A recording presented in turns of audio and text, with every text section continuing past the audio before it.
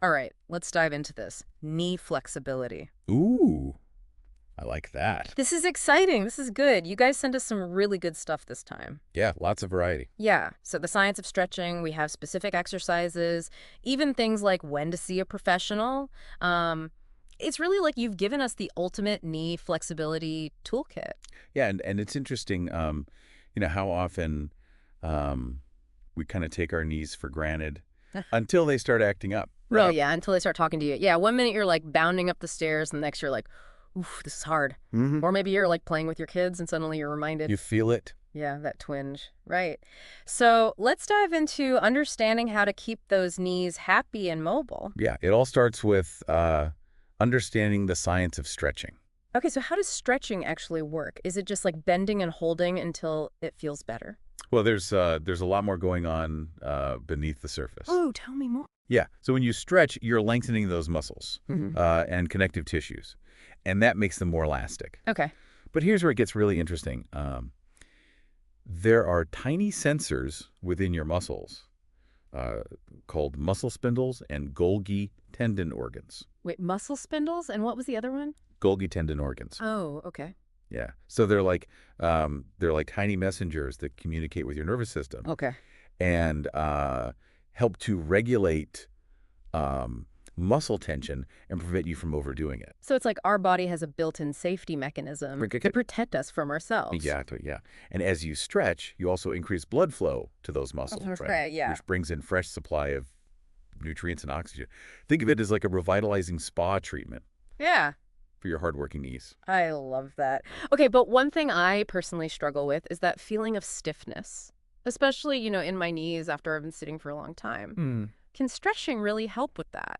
Absolutely, yeah. So stretching helps to decrease neural tension, which is kind of like having the handbrake on in your muscles, Oh. right? Stretching releases that brake, allowing for, smoother, more relaxed movement.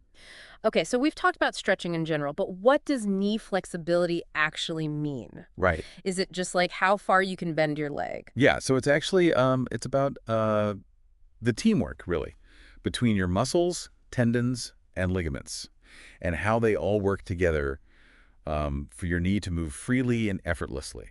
Okay, so it's like a well-choreographed dance with each part Exactly. playing its role.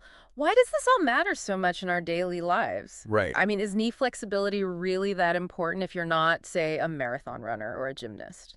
It really is important for everyone. And think about it. Good knee flexibility allows you to move through life with ease and comfort. Imagine effortlessly climbing those stairs, or squatting down to pick up something without straining your back, or even just maintaining your balance when you make a sudden move. Yeah, you're right. I hadn't really thought about it that way before. Yeah. It's not just about athletic performance. It's really about, like, fully participating in those everyday activities. Yeah, without limitations, exactly. Yeah, so everyone, from athletes to seniors, aiming to maintain their independence, they can all benefit from having flexible knees. Right. And, even those of us who are desk-bound for most of the day, like me, Yeah, it can really help counteract those negative effects of sitting absolutely. the long periods of time. Yeah, speaking of which, let's explore some specific stretches that can help boost your knee flexibility. Okay, let's get to the good stuff. First up, the classic, seated hamstring stretch. This one is great for targeting those Go hamstrings, ahead. which are often a major culprit for tension behind the knee. Okay. So to do this stretch, you sit on the floor with one leg extended and the other bent, and then you reach for your toes on that straight leg, making sure to keep your back nice and straight. And a key tip here is to avoid rounding your back. Imagine a string pulling you up from the top of your head to maintain that beautiful posture. Mhm. And if you need a little help reaching, you can always grab a strap or towel to loop around your foot. All right, now that we've loosened up those hamstrings, let's shift our focus to the front of the thighs with the quad stretch. So for this one, you're going to be standing upright, bend one leg backward, and hold your ankle with your hand. And make sure your knees stay aligned. It's almost like you're trying to touch your heel to your glutes.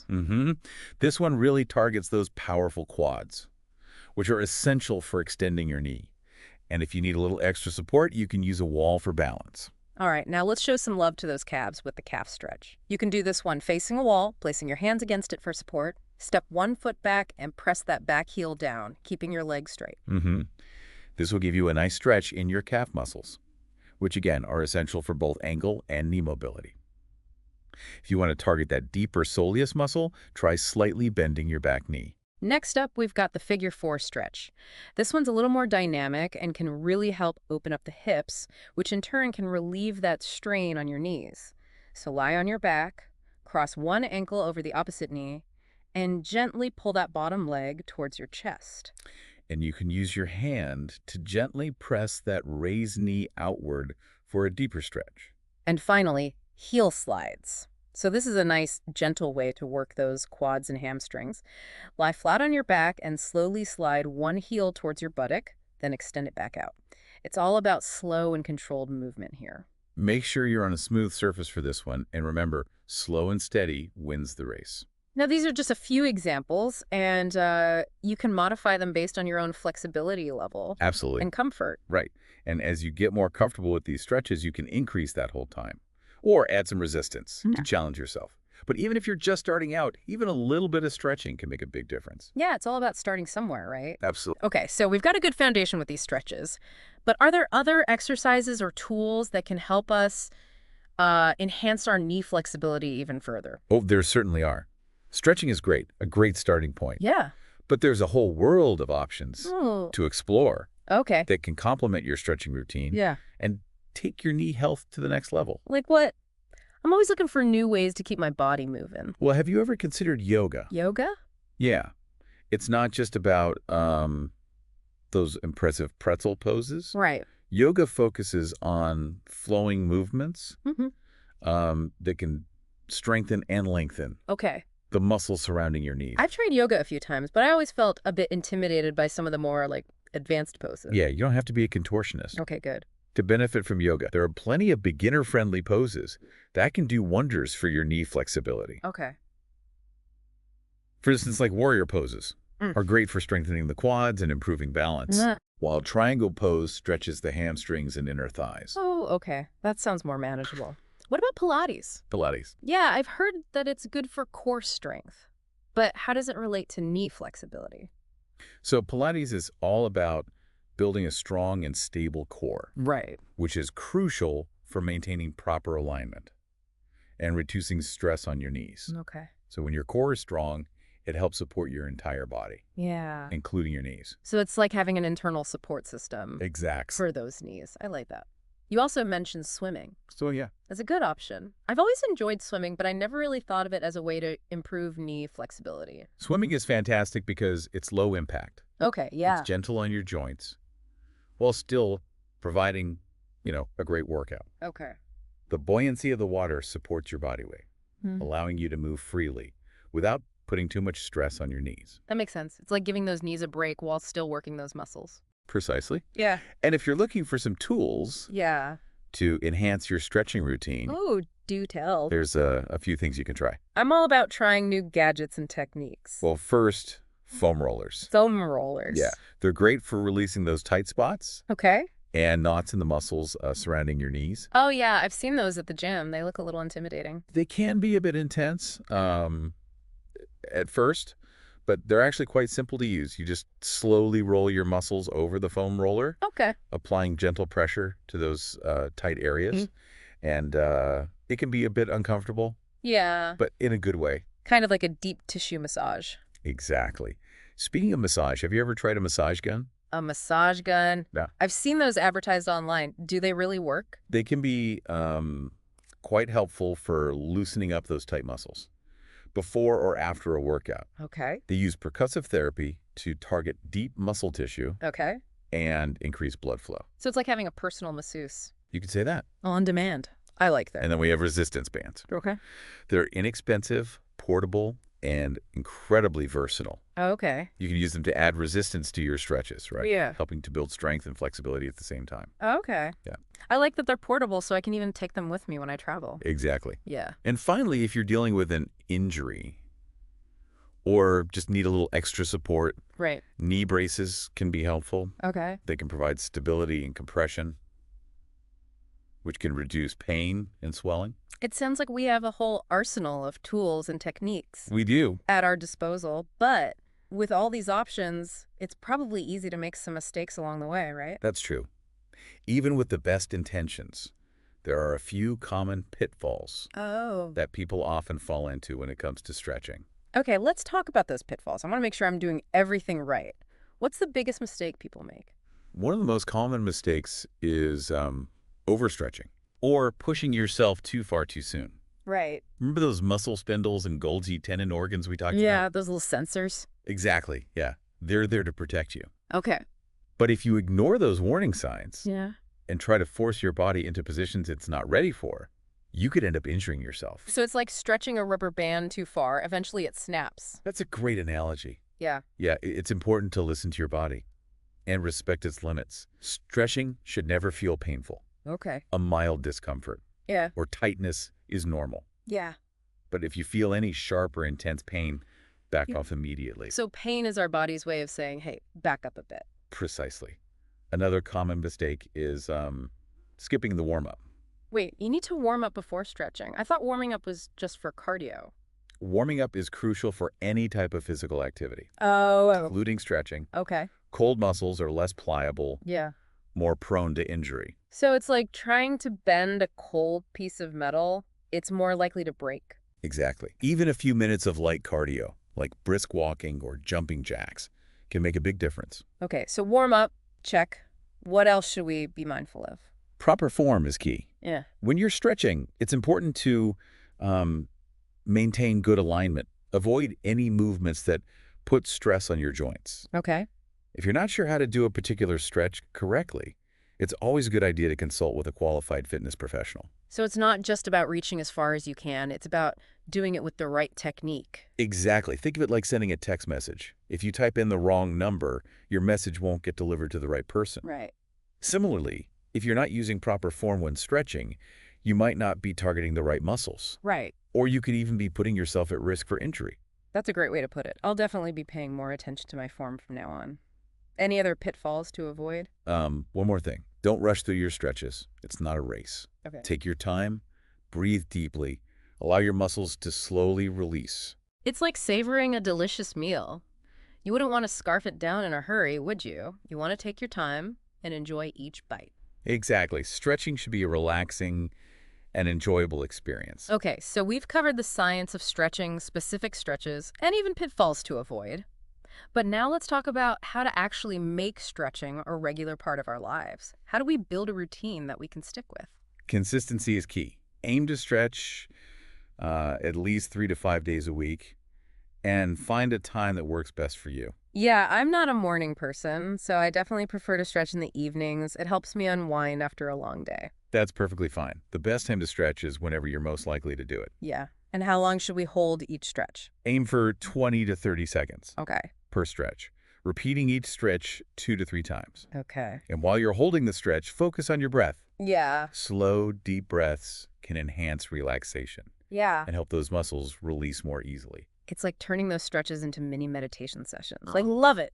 Exactly. And Yeah. and don't be afraid to get creative with when and where you stretch. You mean I don't need to dedicate a full hour at the gym every day? Not at all. You can stretch while you're watching TV, Oh, okay. waiting for the kettle to boil, Ah, or even during your lunch break at work. yeah. Even 5 or 10 minutes. Okay. Here and there can make a big difference. Okay, that makes me feel a lot less overwhelmed. It's about finding those little pockets of time throughout the day and making them work for us. Absolutely. Hmm. And don't forget to track your progress.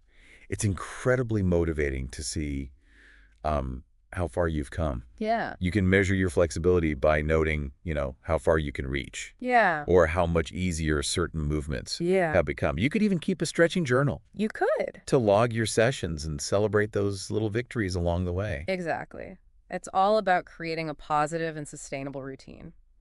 Now, I know you mentioned that some listeners might be wondering how long it takes to see results. Yeah, that's a great question. What's a realistic timeline? Yeah, I know. I'm always impatient to see progress. With consistent stretching, you can often notice improvements within 4 to 6 weeks. Okay. Of course, everyone is different, Right. and some people may see results sooner or later than others. Okay. But the key is to be patient and persistent. It's like building a house brick by brick. Stretch by stretch, you're creating a stronger, more flexible foundation. I love that analogy. And, speaking of building a strong foundation, I've heard from some listeners who are wondering if stretching is beneficial for people with arthritis. That's a great question.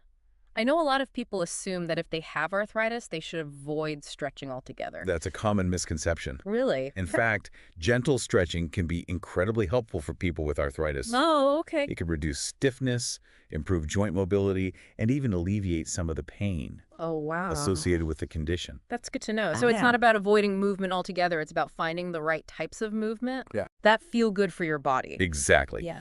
Of course, if you have arthritis, it's always best to consult with your doctor or a physical therapist before starting any new exercise program. Okay. They can help you determine which stretches are safe Right. and appropriate for your condition. So it's always best to get personalized advice from a professional, Yes. especially if you have any underlying health conditions.